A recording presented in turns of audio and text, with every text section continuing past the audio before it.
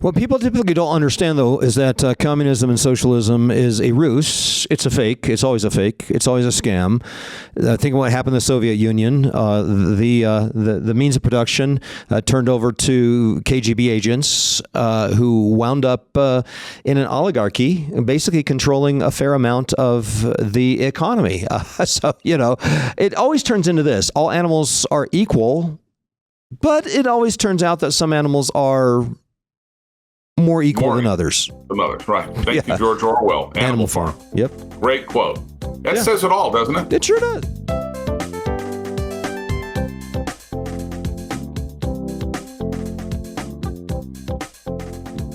And welcome, my friends, to the Generations broadcast. Kevin Swanson with you, as well Adam McManus, our host on theworldview.com, and also regular co-host for the Generations broadcast. Adam is a homeschool dad of 3. I am a homeschool father of 5, grandfather of 8. And we are applying the Word of God to every area of life. And also, this is an educational program intended to educate our young people as well as older people as to where we are in the area of economics, in the area of politics, culture, et cetera, et cetera. We believe that the Bible has something to say about every subject, including the field of economics. I want to get to some of the biblical view on some of these economic issues towards the end of the program. I also encourage you to How the World Runs and Your Part in It, a resource I wrote for 14-year-olds, but really good for the whole family. It's called How the World Runs and Your Part in It. It introduces macroeconomics from a biblical perspective, but really focuses in on more microeconomics for the average person. It's called How the World Runs and Your Part in It. So Adam, we start out with a news story that came off on theworldview.com earlier this week. The U.S. government buying back its own bonds. Bar chart reported the largest buyback in history occurring earlier this month under the direction of Secretary of Treasury Scott Bessent. The department bought $10 billion of its own bonds. Well, the Federal Reserve issued $150 billion of bonds in May, but only managed to sell half of them to realize that this is the way in which to fund the federal debt. So they're having a hard time funding the federal debt. The federal government's going into roughly $2 trillion of debt per year right now. By the way, that's not going to subside much over the next 10 years or so, at least the way it looks. But the Fed has recorded its first 2-year-in-a-row financial loss as well, totaling $192 billion in 2023, 2024. First time that's happened in the Fed's history of 110 years. Now, wow. I'm not sure that the average person understands what that means, but we're looking at the most powerful economic institutions in America not doing well. The federal deficit this year, $1.37 trillion as of the end of May. That's 14% higher than it was last year under Joe Biden. Now, let's give the president of the United States, the Republican president, Donald Trump, a shot at this. Maybe he will reduce the federal deficit next year. We sure hope he will. So, but sadly, he appointed Scott Bessent as Treasury Secretary, a homosexual, a Keynesian, a George Soros compatriot. And he was working with George Soros all those years, a homosexual to boot. Wow. Scott Bessent in just the right position to do just about the most damage anybody could possibly do to an economy. Not good. Not good. Scott Bessent appointed as Treasury Secretary, now buying back bonds. And then now we're dealing with also the inability on the part of the Federal Reserve to sell bonds as of last month, as of May. In terms of the personal life of Scott Bessent, he is openly homosexual, married a former New York City prosecutor named John Freeman in 2011, and they have 2 children born through surrogacy, because, of course, 2 homosexual men cannot have children, but through surrogacy, they can. I have also heard rumblings that in the latest, I believe it was CBS's Face the Nation program this past Sunday, that Scott Bessent might be on the short list for Donald Trump to tap for Fed Reserve Chairman because he's not happy with Mr. Powell and the this Fed and the interest rate, which he believes is too high. Yeah, and you said Scott Bessent is a member of the Huguenot Church. We've come a long way from the 1640s, I would say, if that be the case. Yeah. I couldn't believe that. That's right. they had quite a storied and strong reputation for standing up for biblical truth and against overwhelming odds. And I believe it was France against some of the oppressive regimes and other religious traditions that disagreed with the Reformed understanding. And that is his heritage. He apparently resides in Washington, D.C., but belongs to the Huguenot or Huguenot Church, however you pronounce it. Well, friends, wow, it just shows you the absolute apostasy of the modern day. And this, of course, was the theme of my book, Apostate, The Men Who Destroyed the Christian West. I dedicated an entire chapter to John Maynard Keynes in my book, Apostate, The Men Who Destroyed the Christian West, because, well, we need to know who are the men who destroyed the world. Indeed, I believe that these men have destroyed so much of the world in terms of our worldview. Certainly destroyed the Christian West, but not just the Christian West, but they're doing their best to destroy the socioeconomic systems of our world. Hey, if the family situation is 10 times worse than it was in 1960 due to the social policies of our governments, et cetera, hey, if we've got an abortion issue, if we have a total unraveling of sexuality to the point that the leading, most important, most influential men who lead our countries today are homosexual, and Scott Bessent being by far the most influential homosexual in the history of this country, but of course following the footsteps of John Maynard Keynes. And that's really key, because John Maynard Keynes is by far the most important economist of the modern world, and arguably the most influential in terms of where the socioeconomy has gone in all of the developed nations in the world. All the nations, all the leading nations in the world, including China, Japan, the EU, the United States, Canada, all of these leading nations are Keynesian. They have followed in the footsteps of John Maynard Keynes, who was a pedophile, a homosexual. He sinned flagrantly in so many different ways. Even early on in his life, in the 1910s, 11s, 12s, he spoke of anonymous sexual encounters and kept a count of them in his diaries. 65 in 1909, 26 in 1910, 39 in 1911. He frequented the darkest corners in London, did not stop short of pedophilia, recording his sordid behavior with boys and the youth in his diaries.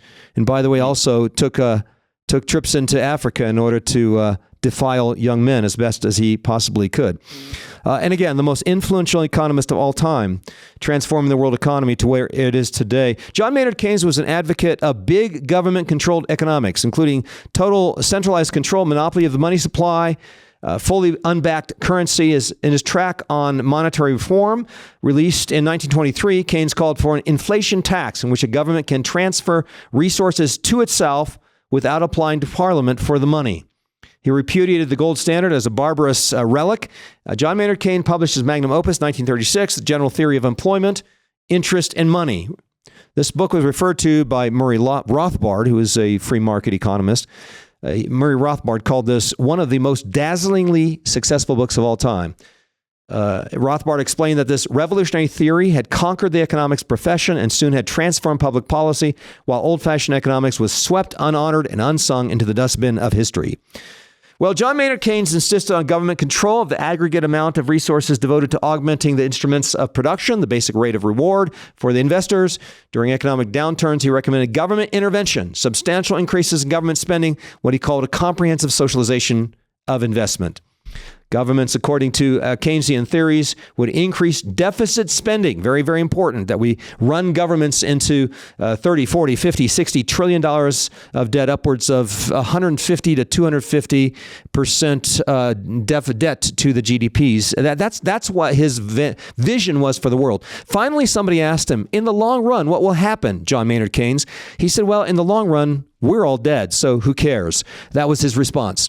So again, as a homosexual, he didn't have any kids, wasn't really interested in the future of society, and civilization, could have, a time to eat, drink, be merry, and spend your great-great-great-grandkids into debt and implode the birth rates, et cetera, which is exactly what we've done the last 50 years, and thereby destroy a civilization for the upcoming generation. That's precisely what John Maynard Keynes said, and that's why I think it's so appropriate so to speak, that Scott Bessent should fill the shoes of John Maynard Keynes in the final waning days of the Western world, as far as our socioeconomy is concerned. So, friends, that's the deal. That's the deal. Here it is. Scott Bessent, the homosexual, following in the footsteps of the homosexual, the original pedophile, John Maynard Keynes. We'll be back in just a moment on the Generations broadcast. Stay with us. The world is filled with irresponsible men, heartless men, treacherous men, dishonorable men, passive men. God is looking you straight in the eye, man, and he's saying, I'm calling you. Brothers, God is discipling us even as we are discipling our children, loving our children, investing in them. Before you ask the purpose for your life, you need to ask yourself, who are you? I'm the servant of the Lord Jesus Christ. He's given me a reason. He's given me a mission for what I'm supposed to do here on planet Earth. Disciple the nations. Begin with your own family. God calls you to be strong. This is the quintessential definition of a manly character in the Bible. God calls us to be strong. God calls us to be consistent, resilient, to stay in the battle, no matter the obstacle, no matter the demonic opposition set against you. It means we're not intimidated by the enemy because God's not intimidated.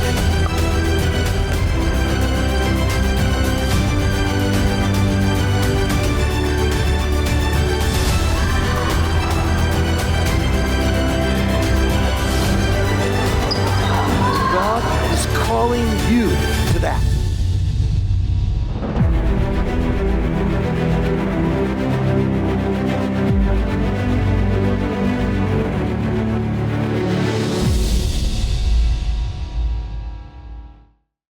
And we are back on the Generations broadcast. Kevin Swanson with you as well, Adam McManus, and today revisiting what's going on the economic scene here in the United States. Now, here's a data point I want to start with. We're going to get just in a moment to the mayoral candidate for New York City, the new Democratic nominee for the mayor of the largest, or what is almost the largest city in the United States. And he is a dyed-in-the-wool socialist, or perhaps even a communist. Now, it turns out that America has turned increasingly socialist or communist since 1990. Public social spending as a percentage of the GDP in the United States has increased from 13.2% to 22.7% between 1990 and 2022. What is that? 32 years. So over the last 32 years, as we worked our way through Bill Clinton, George W. Bush, Donald Trump, Barack Obama, et cetera, as we worked our way through these presidents, over that period of 32 years, the socialization of America has increased from 13.2% of the GDP to 22.7% of the GDP in the year 2022. And that's pretty impressive. Now we're looking at the redistribution of wealth. That's basically Marxism, communism. Communism is on the rise, but I want to give a caveat in just a moment. But that's why Zoran Mamdani seems to be an important candidate for the New York City mayoral race, and he apparently is a dyed-in-the-wool communist or socialist. You know, conservatives rightly have championed capitalism, which emphasizes individual initiative and minimal government interference. Socialism, by contrast, involves government control of industries or wealth redistribution, and is clearly a threat to personal freedom and economic autonomy. Zoran Mamdani is unique in that, number one, he was able to beat out the former New York governor with the highest name recognition, perhaps, of any candidate at a mayoral level, Andrew Cuomo. It was stunning. It was a stunning rejection of the big Cuomo name. Of course, his brother is on and was on CNN for years. But Zoran Mamdani was able to pull it out in the Democratic primary for New York City mayor, and now looks likely to win in the general election.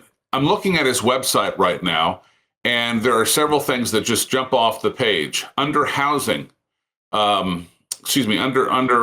affordability, city-owned grocery stores. Here we go.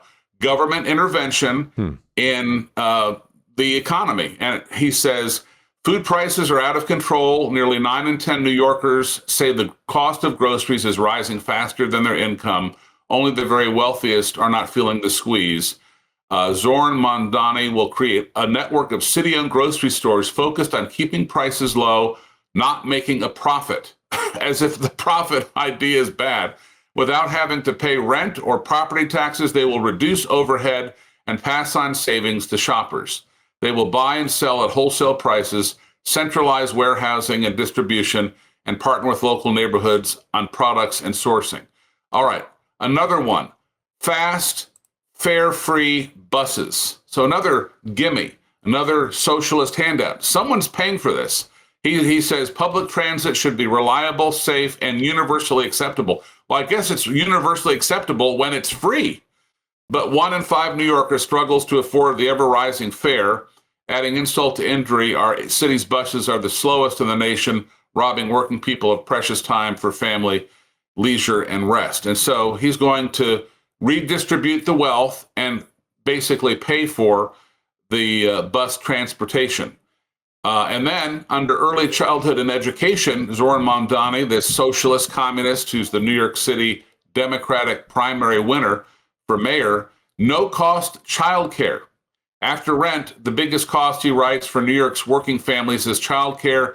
It's literally driving them out of the city. New Yorkers with children under 6 are leaving at double the rate of all others. The burden falls heaviest on mothers who are giving up paying jobs to do unpaid childcare. Imagine that, raising your own children. Zoran will implement free childcare for every New Yorker aged 6 weeks to 5 years, ensuring high-quality programming for all families. So again, government control over in a number of these, arenas of life. What people typically don't understand, though, is that communism and socialism is a ruse. It's a fake. It's always a fake. It's always a scam.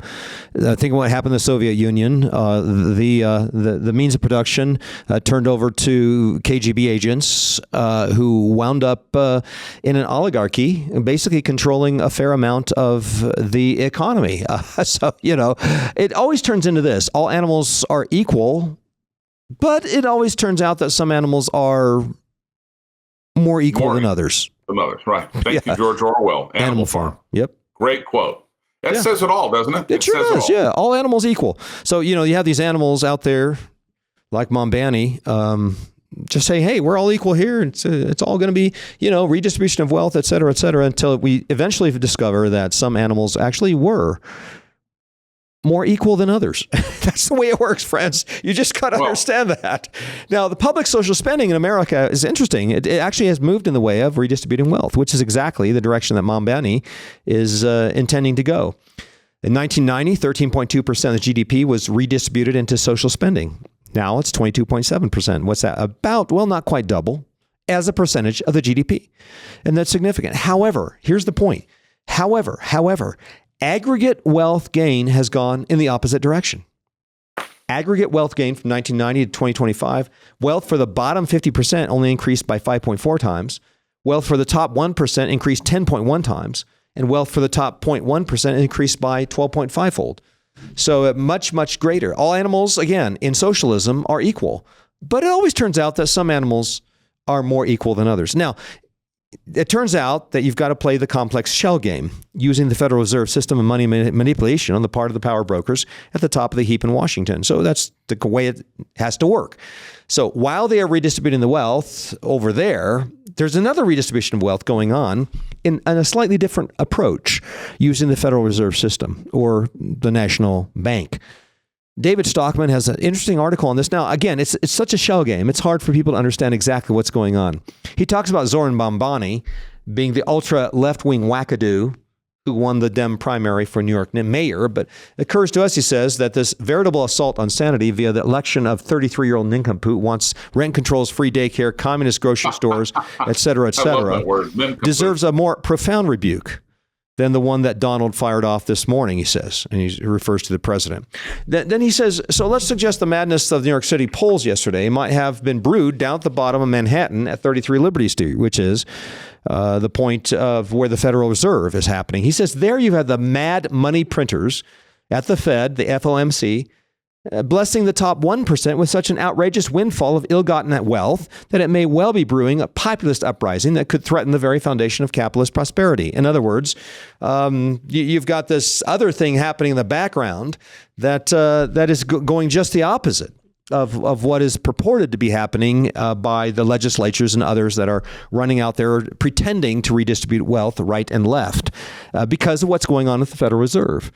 He says, the pattern does not represent the free market at work in any way, shape, or form. A rising tide of nominal wealth gains over the past 35 years did not even remotely lift all boats, as would happen under a regime of sound money. Aggregate wealth gains for the bottom 50%, 5.4. Top 1%, 10.1. Top 0.1%, 12.5. Times. Right. Fold. You need to be clear on this. Right. Yeah. Right. 5.4 aggregate wealth gain for the bottom 50% was 5.4 fold. Top 1% with 10.1 folds. That's double. Top 0.1% with 12.5 fold. Stayed in whole dollars, 67.5 million households in the bottom 50% gained $4.3 trillion, even as a tiny little group, 1.35 million households, the top 1% gained $45 trillion, of which 21 trillion went to the 135,000 households at the tippy top in the highest 0.1%. In 2025 constant dollars, the real net worth of the average top 0.1% household grew nearly 3 times faster than the net worth of the average household in the bottom 50% over the same 35-year period. Stated in absolute dollars, the real wealth of the average household among the bottom 50% increased by $21,000 over the past 33 years. By contrast, the real net worth of the average household among the top 0.1% rose by $117 million. That's 5,600 times more.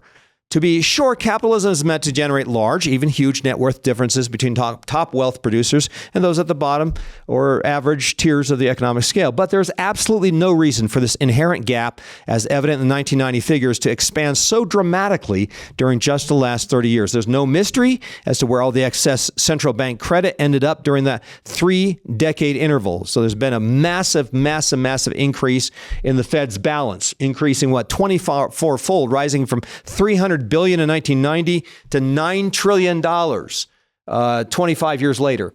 There's no mystery where all the excess central bank credit ended up during those 3 decades interval. It was ultimately absorbed by the financial markets in the form of relentlessly inflating financial asset prices. And the mechanism by which this occurred is not hard to identify either, to wit, the Fed's put under the stock market and its repeated financial bailouts dramatically reduced the risk of gambling in financial assets, even as drastically lowered the carry cost of ultra-leveraged speculation. Now, if you can't understand what I'm saying here, friends, at the end of the day, it's a shell game. It's a shell game. It's dishonesty. A ton of dishonesty happening at the top echelons of government today. One of the very worst inventions of modern times was the Fed's open market committee, which operates cheek by jowl with the traders and gamblers down in the canyons of Wall Street. Like most other government institutions, the FOMC has been captured by the gamblers lock, stock, and barrel, and thereby accounting for the anomalous distribution of post-1990 wealth gains. Perhaps the potential election of a quasi-communist mayor at the very epicenter of today's monetary debauchery is a warning that root and branch reform of the Keynesian central banking model initiated by Alan Greenspan in 1987 cannot wait much longer lest Mendami clones begin to crop up all across this country. Okay, well, there's a shot across the bow from David Stockman, who at one time was a financial advisor for President Ronald Reagan in the early 1980s. He still is writing incredibly long articles almost every single day, throwing flags on the play every single day, warning us of where the nation is going, and it's going into a hot place.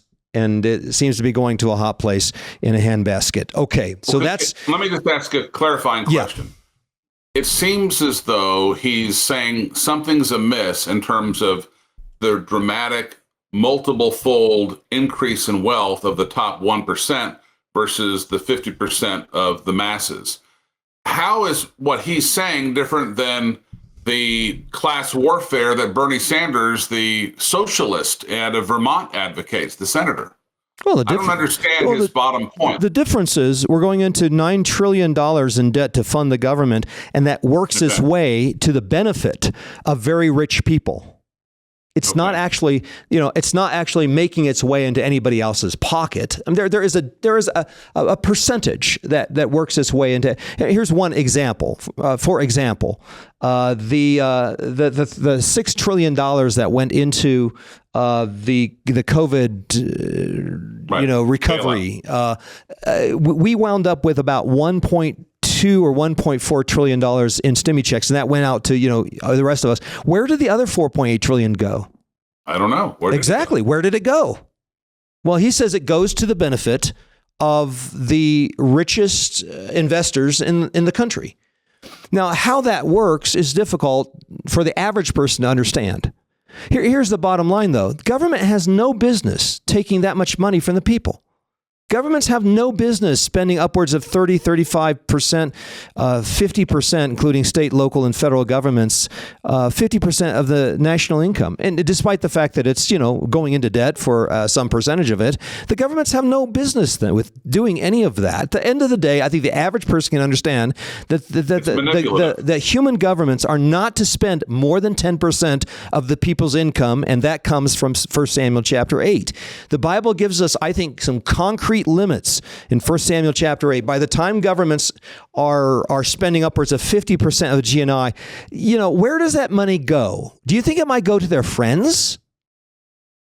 In one way or another. And I think the answer is, oh yeah, it happens all the time that way. Okay, so friends, at the end of the day, what we need to do is hold government down to the limits that have been placed upon human governments by the Word of God, by the revelation of the wisdom of God that is found in the Scriptures. Where else are you going to go to limit governments? 1 Samuel chapter 8 gives us, I think, a good limit for that. But also, let me say this. Here's another example of socialism that's on the rise. Josh Hawley is calling for a minimum wage increase to $15 an hour. This is recent. And Josh Hawley is supposed to be a Christian, supposed to be kind of one of the most conservatives, et cetera, et cetera. But now he's going for doubling the federal minimum wage to $15 per hour. Now, is that biblical? It turns out that, once again, what we have here is a socialist plan.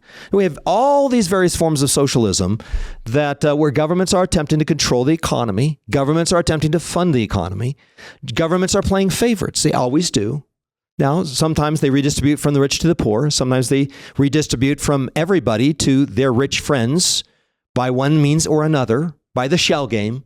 But one way or another, you get all of this corruption in government because governments feel they can control the economy and governments feel they can tax the people and they can spend by deficit spending as much as they would like to spend. And that, my friends, is what is happening and has been happening for upwards of 70, 80 years as this country and it's getting worse and worse. The last 6 or 8 years have been even worse. We had something of a flat lining for a short period of time in the 1990s, thanks to something of a Republican Congress that was pushing back against Bill Clinton. But enter George W. Bush, enter Barack Obama, enter Donald Trump, and we begin to see an increase in government spending per the GNI in this country. So let me close with this. I really believe that economics has got to be based on biblical law. Now, we could say, yeah, what if a kid's only worth $8 an hour and you got a federal minimum wage law of $15 an hour? Well, he's only worth $8 an hour. What's going to happen to him? He's not going to get the job. In the free market, some people, based on their skill level and work ethic, are only worth $8 an hour. But if the minimum wage is at $15 an hour, then that kid's going to be unemployed, or better yet, he's going to be on welfare. And that just ratchets up youth unemployment, and the increase in welfare spending for the state or the federal government. So here's the bottom line. Economics should be based upon biblical law. And I think Christians like Josh Hawley, one of the most promising of our senators, has fallen down on this. Why? Because generally speaking, Christians repudiate God's laws in this age. The Bible says that governments should not be manipulating the value of the means of exchange by putting a finger on the scale. by increasing the money supply. They should not be doing that. And that's exactly what the Federal Reserve has been doing nonstop since the early 1990s. Here's what Proverbs 11:1 says, a false balance is an abomination to the Lord, but a just weight is his delight. Proverbs 20 verse 10, unequal weights and measures are both alike an abomination to the Lord. Leviticus 19:35, you shall do no wrong in judgment in measures of length or weight or quantity. Proverbs 16:11, a just balance and scales are the Lord's. All the weights in the bag are his work. As well, Proverbs 20:23, unequal weights are an abomination to the Lord, and false scales are not good. And the Bible also says, you shall not countenance a poor man in his cause. In another place, we find Exodus 30, when it comes to a public works project, the poor are not to pay less, and the rich are not to pay more. Jesus also said in Matthew 20 that when it comes to contracting with employees for working for you, quote, am I not allowed to do what I choose with what belongs to me? In other words, if I am contracting employees to work for me, Jesus says, then I can choose who I want to work for me and what I can do with the finances that belong to me. I can decide whether I want to pay the guy $8 an hour or $15 an hour. No minimum wage laws in Jesus's book, and we find that in Matthew chapter 20. So these are the principles that we find in Scripture. It's just, for some reason, senators like Josh Hawley and a lot of pastors just do not find the Bible or God's law or God's moral requirements as ethically obligatory in the present day. And friends, I think that indicates the breakdown of the Christian influence in the social sphere today.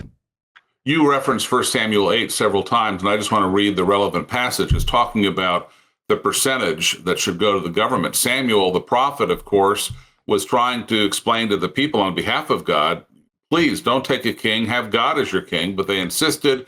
He said, look, if you have a king, there's going to be all kinds of financial obligations made upon you. And they ultimately chose Saul, oddly enough, based on his looks and his height more than anything, it appears.